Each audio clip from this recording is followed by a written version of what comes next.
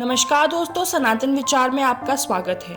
अगर आपने अभी तक चैनल को सब्सक्राइब नहीं किया है तो पहले सब्सक्राइब कर लें। आज के इस वीडियो में हम बात करेंगे एंशिएंट भारत के एजुकेशन सिस्टम के दूसरे भाग के बारे में। कुमारजीव ने 100 से अधिक संस्कृत कृतियों का अनुवाद किया था, जिन्हें चीनी साहित्य की उत्कृष्ट कृति माना जाता है। डायमंड सूत्र, जो बौद्ध धर्म में एक मूल्यवान कृति है, उसका अनुवाद कुमारजीव ने किया था। वह दर्शकों में से एक की तरह था जिसे चीनियों द्वारा एक बहुत ही शानदार व्यक्ति माना जाता था। भारत और पश्चिम एशिया के बीच मसालों और वस्त्रों के साथ साथ जड़ी बूटी की दवाओं का भी फलता फूलता व्यापार था। आयुर्वेद भारत से बाहर प्रसारित किया गया था। ऋषि कर्णाद, जिन्होंने वैशेषिक में महत्वपूर्ण रचनाएं लिखी थी। भारतीय दर्शन का वैशेषिक स्कूल, जिसने डेमोक्रिटस को प्रभावित किया था। डेमोक्रिटस छात्र हिप्पोक्रेटस थे, जिन्हें पश्चिम चिकित्सा का जनक कहा जाता है। चरक संहिता में कुछ ऐसा है जिसे शपथ कहा जाता है, जिसे डॉक्टर को वैद्य मानने से पहले लेना होता है, और यह हिप्पोक्रेटिक शपथ के समान है।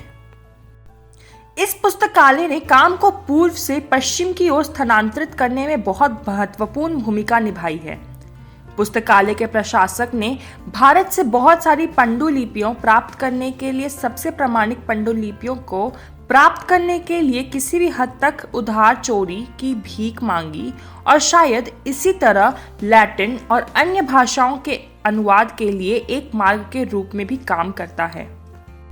इस्लाम के शुरुआती वर्षों में जब अब्बासिद खलीफा बगदाद में शासन कर रहे थे, वह समय था जब कई अनुवाद हुए थे। उदाहरण के लिए मंका, जो अब्बासिद खलीफा हारून राशिद के अब्बासिद 5वें के दरबार में थे, उन्होंने सुश्रुत संहिता का फारसी में अनुवाद किया। भारतीय विद्वानों को अक्सर बगदाद में आमंत्रित किया जाता था। अल फारबी, अल किंदी, अल फरगनी, अल तबरी आदि उन सभी ने स्वीकार किया कि उन्हें भारत से ज्ञान मिला है। जबकि इस्लामी विद्वान अक्सर अपने ज्ञान का श्रेय भारतीय स्रोतों को देते हैं, यूरोपीय विद्वान अक्सर बिना संदर्भ के अरबी ग्रंथों से चोरी करते हैं। पुनर्जागरण को अरबी विद्वानों के कार्यों से प्रेरित किया गया था, जिसे यूरोपीय लोगों द्वारा मूल कार्यों के रूप में पारित किया गया था। 12वीं और 13वीं शताब्दी में बहुत सारी अरबी कृतियों का लैटिन में अनुवाद किया गया था। वह एक पुर्तगाली थे जो 1538 में गोवा में बस गए थे। वह ज्ञान हस्तांतरण का एक बड़ा स्रोत थे। उन्होंने आयुर्वेदिक दवाओं के बारे में बहुत सारी जानकारियां एकत्रित की थी। उन्होंने एक पुस्तक लिखी जिसमें उन्होंने उन सभी जड़ी बूटियों को सूचीबद्ध किया जिनका उपयोग भारतीय विभिन्न रोगों के लिए किया करते थे और यूरोप में बाद में चिकित्सा के कार्यों में प्रभावित थे।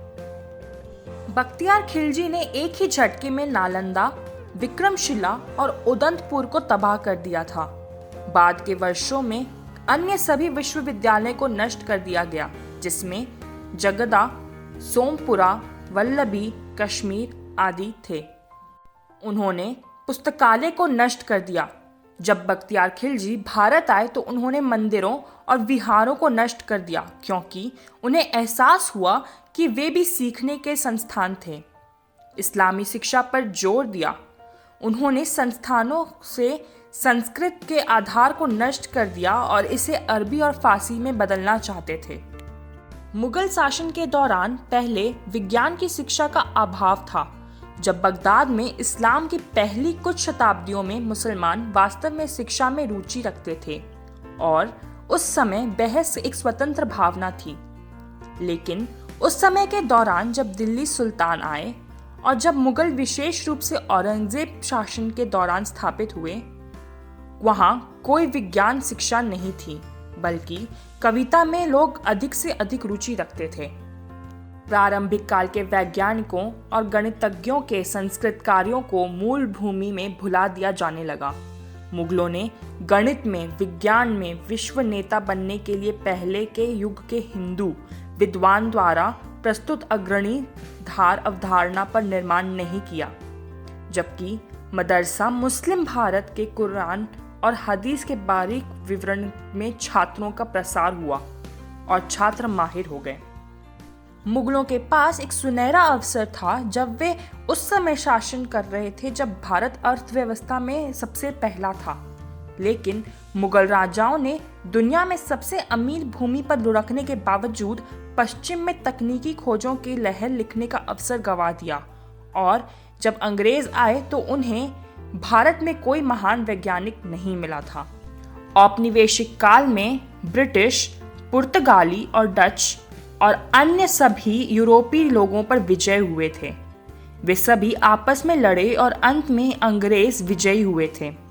उन्होंने दुनिया के विभिन्न हिस्सों में अपना जाल फैलाया और भारत में वह सबसे सफल रहे थे। पहले अंग्रेजों ने मूल निवासियों की शिक्षा की परवाह नहीं की और विभिन्न शासकों के साथ राजनीति करने के पर ध्यान केंद्रित किया। भारत एक ऐसा स्थान था जहां से वे बहुत सारा धन प्राप्त करना चाहते थे, इसलिए उन्होंने उन पर शासन करने की आवश्यकता की और इसलिए उन्हें क्रमशः कलकत्ता और बनारस में मोहम्मडन कॉलेज और संस्कृत कॉलेज की स्थापना की, ताकि हिंदू और मुस्लिम कानून अधिकारियों की नियमित आपूर्ति मिल सके, ताकि वे उन पर शासन कर सकें। तो ऐसे ही कई तरह की जानकारी वाली वीडियोस देखना चाहते हैं तो सनातन विचार से जुड़े रहें और चैनल को सब्सक्राइब करना न भूलें। धन्यवाद।